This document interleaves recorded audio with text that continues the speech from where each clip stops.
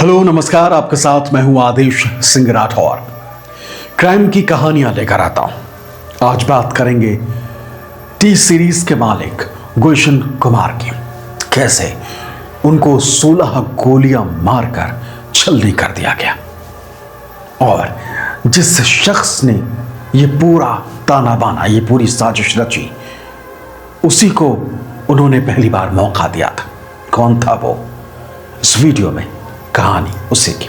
तो चलिए शुरुआत करते हैं गुलशन कुमार के इस हत्याकांड के बारे में। बात गुलशन कुमार की करें तो ये बात 80s के दौर से शुरू होती है। गुलशन कुमार और उनके पिता उस दौरान कैसेट्स को रिपेयर करने का काम करते थे। गुलशन कुमार उस समय जवान हो रहे थे, टीनेजर ग्रुप में थे। जहां उनके पिता मेहनत से टी सीरीज के सपने तब तक देखे भी नहीं गए थे, तब तक वो कैसेट्स को रिपेयर करते, ग्रामोफोन को रिपेयर करते और अपना जीवन यापन कर रहे थे। उस दौर में गुलशन कुमार ने एक सपना देखा, सपना सबसे ऊपर पहुंचने का, टॉप पर। कैसेट रिपेयर करते करते उनके दिमाग में अक्सर ये ख्याल आता कि अगर ये कैसेट्स बनाई जाए तो फिर क्या हो, अगर इन कैसेट्स में गाना जो होता है वो हम खुद बनाएं तो क्या हो। इसी सपने के साथ साल 1983 में गुलशन कुमार ने टी सीरीज की नींव रखी। शुरुआत में गुलशन कुमार छोटे मोटे सिंगर्स को साथ लाते, उनके कैसेट्स, उनकी आवाज रिकॉर्ड करते, धार्मिक गाने रिकॉर्ड करते और उन्हें बेचते थे। सोचिए उस दौर में जब टिप्स, सारेगामा, इस तरीके के बड़े कैसेट्स कंपनियां जिस प्रोडक्ट को, जिस कैसेट को 35 से 40 रुपए में बेचती थी, उस दौर में गुलशन कुमार बेहद ही कम दाम में अपनी कैसेट्स बेचा करते। 9 रुपए, 10 रुपए, 11 रुपए। और छोटे छोटे सिंगर्स को मौका गाने का मिलता, उनके कैसेट्स निकलती तो वो भी आसानी से गुलशन कुमार के साथ काम करने को राजी हो जाते। थोड़ी बहुत कमाई गुलशन कुमार की इन नए सिंगर से भी हो जाती और उन्हें मौका भी मिल जाता। धीरे धीरे करके गुलशन कुमार का ये टी सीरीज का सफर बड़ा होता जा रहा था। गुलशन कुमार के गाए हुए वो सिंगर्स जिन्हें गुलशन कुमार ने मौका दिया था, वो सिंगर्स अब जानने लगे, पहचाने जाने लगे। लोग उनकी आवाज को पसंद करने लगे और धीरे धीरे गुलशन कुमार ने उन सिंगर्स को जिनको सबसे ज़्यादा सुना जाने लगा था, उनको और मौका देने लगे। 85, 1986, 87, इस तरीके से गुलशन कुमार के ये शुरुआती दौर थोड़े मेहनत के साथ बहुत बेहतरीन तरीके से गुलशन कुमार अब ऊपर उठ रहे थे। अब दिल्ली से मुंबई जाने का समय हो चुका था। मुंबई में गुलशन कुमार अब एक छत्र राज करने वाले थे। धार्मिक गानों से अलग अब गुलशन कुमार फिल्मों में आ गए। फिल्मों में गुलशन कुमार ने कई फिल्मों में हाथ आजमाया और सफलता भी मिली। सुपरहिट फिल्म आशिकी में उनके सारे गाने, उनके कैसेट्स बम्पर बिक रहे थे और आशिकी के गाने इतना सुपरहिट रहा कि लोगों ने हाथों हाथ इसे लिया। गुलशन कुमार ने कई लोगों का करियर बना दिया था, चाहे वो अनुराधा पौडवाल हो, चाहे वो कुमार सानू हो, चाहे वो सोनू निगम हो, चाहे वो नदीम श्रवण हो, आशिकी हो या फिर साजन फिल्म, धड़ाधड़ इनकी कैसेट्स बिक रही थी और लोगों के ज़बान पर इन फिल्मों के गाने चढ़ रहे थे। जैसे जैसे गुलशन कुमार का रुतबा बढ़ रहा था, वैसे वैसे नए नए सिंगर्स का करियर भी सेट हो रहा था। गुलशन कुमार अब भगवान के रूप में हो गए थे बाकियों के लिए। नए नए सिंगर्स को गुलशन कुमार मौका देते, बड़े बैनर में नए सिंगर्स को गाने का मौका मिलता, वो भी रातों रात मशहूर हो जाते। गुलशन कुमार ने ऐसा ही मौका दिया नदीम श्रवण को। नदीम डायरेक्टर तो बहुत अच्छे थे, म्यूजिक डायरेक्टर, और उनके गाने सुपरहिट होते, लेकिन एक अंदरूनी इच्छा पूरी करने के लालसा नदीम श्रवण ने तकरीबन कुछ समय बाद उन्होंने अपना एक एल्बम लॉन्च किया।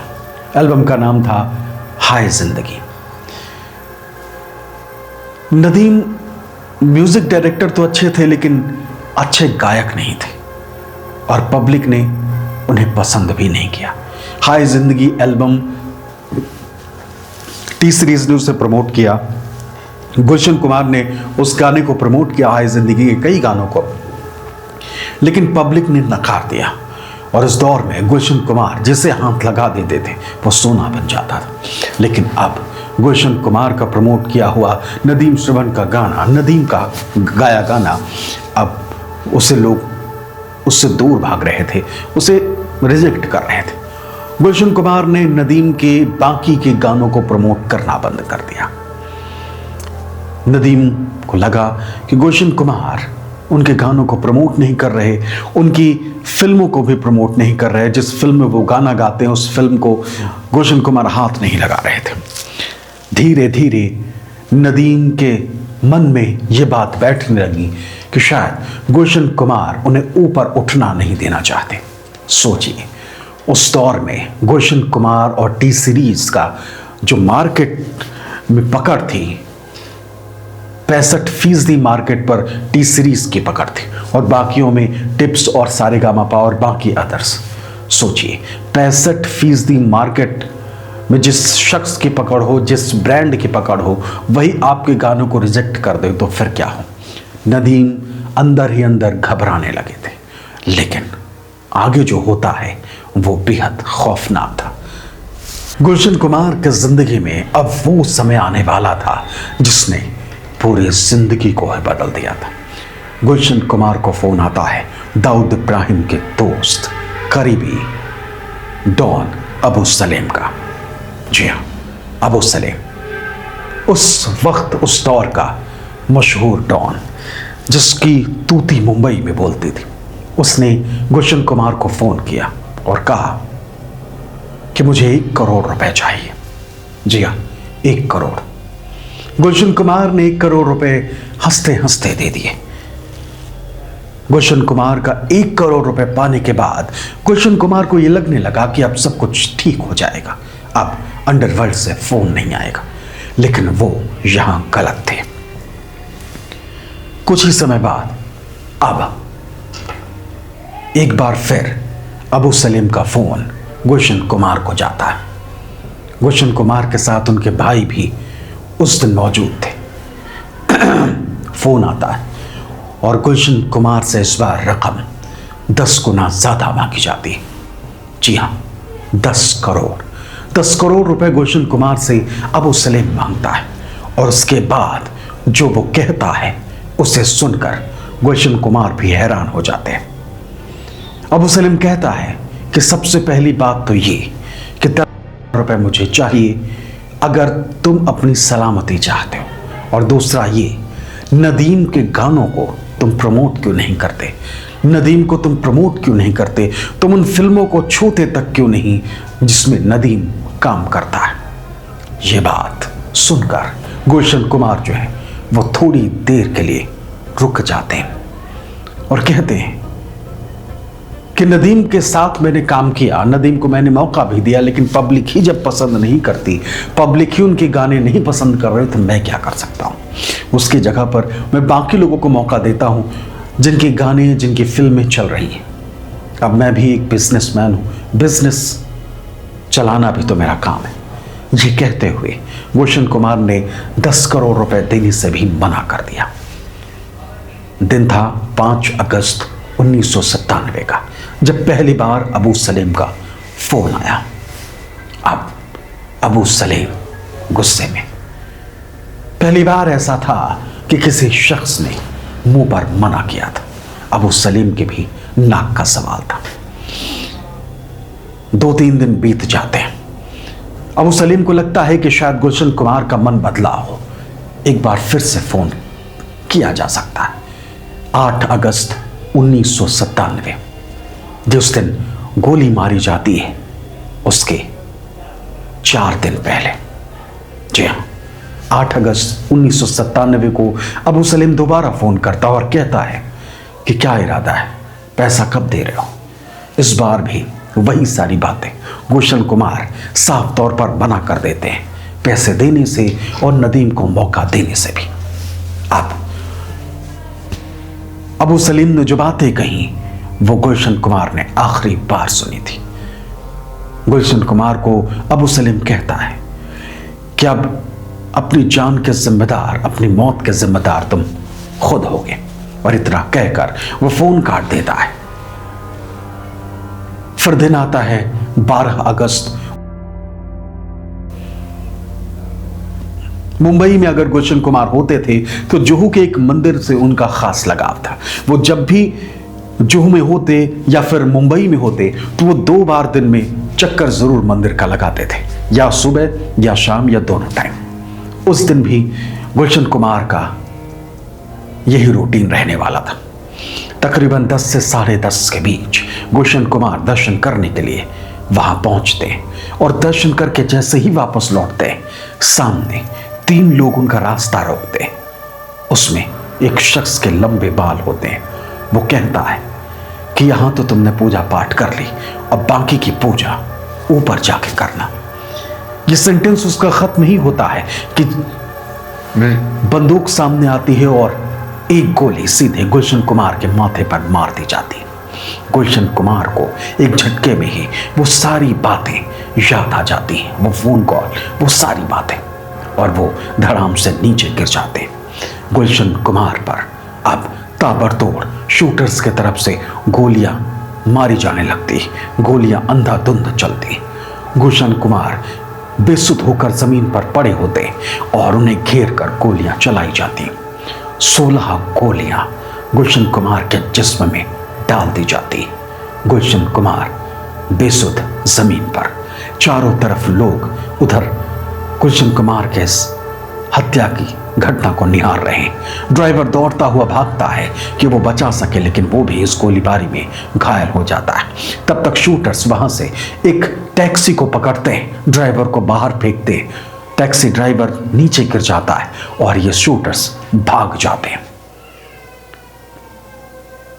सुबह की यह घटना, अस्पताल ले जाया गया गुलशन कुमार को और उन्हें मृत घोषित कर दिया गया। उनके पार्थिव शरीर को शाम होते होते दिल्ली लाया जाता है। दिल्ली में अंतिम यात्रा और अंतिम संस्कार के लिए जिसको गुलशन कुमार ने मौका दिया, वो हर सिंगर, वो हर आदमी दिल्ली में मौजूद होता है। कुमार सानू, अनुराधा पौडवाल, सोनू निगम और ऐसे ही कई बड़े दिग्गज गुलशन कुमार के पहचान वाले भी। लेकिन एक शख्स वहां नहीं होता जिसे गुलशन कुमार ने मौका दिया, लेकिन वो वहां नहीं था। नाम नदीम श्रवण के नदीम वहां नहीं पहुंचते। कहा गया कि वो मुंबई से बाहर लंदन में है, उनकी पत्नी जो प्रेग्नेंट है उनका इलाज चल रहा है। अब अंतिम संस्कार गुलशन कुमार का होता है और फिर जांच शुरू होती है। जांच होती है और एक ऐसी खबर मालूम चलती है जिसके बाद सब सन्न रह जाते हैं। 1997 में जब गुलशन कुमार को ये शूटर्स गोली मारते हैं तो इन शूटर्स को 25 लाख रुपए दिया जाता है। 25 लाख कौन देता है आप भी जानेंगे तो आपके भी होश उड़ जाएंगे। गुलशन कुमार 65% कैसेट्स की इंडस्ट्री में जिसका दबदबा था और बाकी का जो बचता है 35% उस पर जिनका दबदबा, जिन्हें थोड़ी बहुत चीजें मिल जाती, एक तरफ गुलशन कुमार, टी सीरीज, दूसरी तरफ बाकी सब।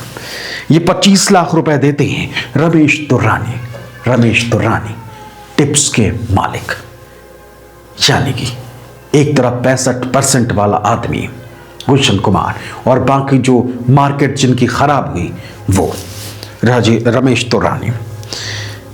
गिरफ्तारी होती है, जांच होती है और इसमें एक शख्स को पकड़ा जाता है जिसका नाम था दाऊद मर्चेंट। उसे दोषी करार दिया जाता है, उम्र कैद की सजा होती है। कुल 19 लोगों को गिरफ्तार किया जाता है, लेकिन सजा सिर्फ एक शख्स को होती है, उसका नाम है दाऊद मर्चेंट। यहां एक बात और आपको बता दें, जब गुलशन कुमार को गोली मारी गई उससे पहले एक मीटिंग होती है जिसमें दाऊद इब्राहिम होता है और अबू सलेम होता है। अबू सलेम कहता है कि ये गुलशन कुमार अब हाथ से ज्यादा निकल रहा है, हद से ज्यादा बातें कर रहा है, और फिर तभी से गुलशन कुमार की उल्टी गिनती की बातें होने लगती हैं। अब सोचिए, 19 लोगों को गिरफ्तार क्या किया जाना और इसमें से एक को सजा मिलती है, वो भी 2001 में। बाकी का क्या हुआ? बाकी बरी हो जाते हैं। लेकिन दो ऐसे किरदार जिनका इस पूरे घटनाक्रम में नाम आया लेकिन उनको कुछ नहीं होता। नदीम के बारे में जब मीडिया बात करती है पुलिस से तो साफ तौर पर कहा जाता है कि नदीम किसी कारणवश बाहर हैं, लेकिन वो आकर इस पूरी जांच में सहयोग करेंगे। लेकिन नदीम कभी आए नहीं। साल बीतता जाता है लेकिन नदीम नहीं आए। वो ब्रिटिश हुकूमत में वहाँ की नागरिकता पा जाते हैं, और अब खबर ये भी आई कुछ साल पहले कि वो दुबई में अब परफ्यूम का बिजनेस चलाते हैं। नदीम कभी वापस तो नहीं आए। लेकिन अब सोचिए, अबू सलीम जिसने फ़ोन किया उसका क्या हुआ? आपको जानकर हैरानी होगी कि इस पूरे केस से चार्जशीट में अबू सलीम का नाम तो था लेकिन उस पर आगे कुछ किया नहीं गया। जानते हैं क्यों? क्योंकि पुर्तगाल गवर्नमेंट ने जब अबू सलीम को भारत को सौंपा था तो साफ तौर पर उसकी एक शर्त थी। शर्त ये थी कि जो जो चीज़ें हमने लिखी हैं, जिस पर हमारी सहमति बनी है भारत से, सिर्फ उन्हीं पर अबू सलीम पर केस भारत में चल सकता है, इसके अलावा किसी भी केस में नहीं। गुलशन कुमार का केस उस लिस्ट में था ही नहीं, और इसी वजह से अबू सलीम बच जाता है।